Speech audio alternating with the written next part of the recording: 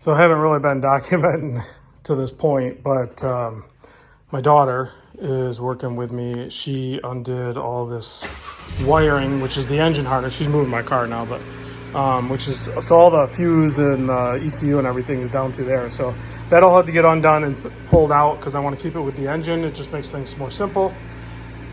I pulled the rear engine mount bolt, undid, I think, everything. We're gonna see. There might be more stuff underneath behind that is still hooked up. We'll deal with that as we go. I think I got most things.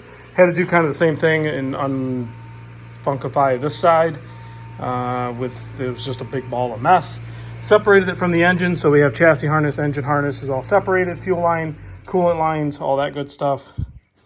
There'll be some changes when I put this back together too.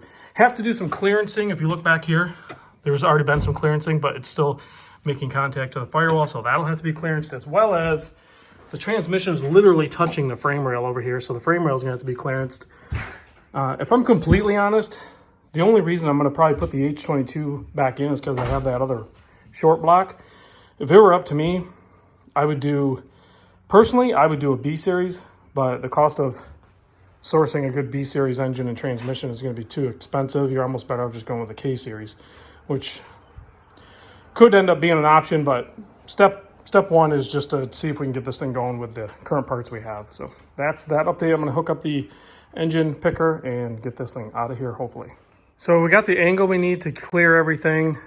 Madison says she thinks it's fine. I may have said that, but she concurs, so we're good. We're getting this sucker out.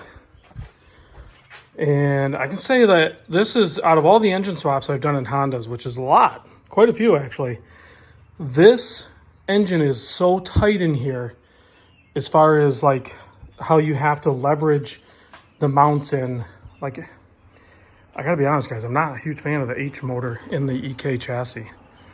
So we're gonna continue forward like what I said, but if I don't like the way it's going, there's a strong chance that we might see a B series or a K series option and ditch the H just out of frustration. So I'll get this out and we'll go from there. Okay, we got it out. We got a lot of work and cleaning to do in here. Both the axles, definitely the driver's side axle was spit and grease everywhere, so we'll have to get the axle repaired or replaced. I'm gonna redo a bunch of this stuff because I don't like the way it's done. I know tucks are nice and they kind of like clean things up a bit, but I would rather not. I'd rather have things where they belong and have it serviceable, and I don't really care what it looks like in the engine bay. We do have to do some clearancing. Like I said, the transmission was hitting like right here on the frame rail, and then this has already been clearanced a little bit, but it needs more.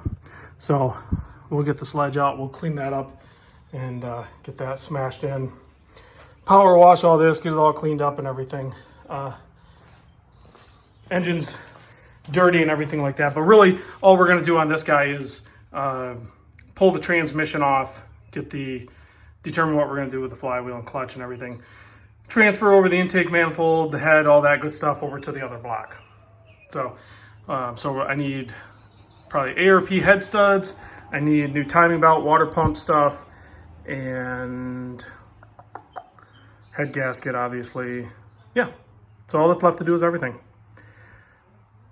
But I'm not sure how much of this is gonna get done ASAP. Some of this is gonna get delayed, so this is like kind of an update, but then there's gonna be a pause because what's gonna happen is I'm gonna get this stuff kind of tucked away.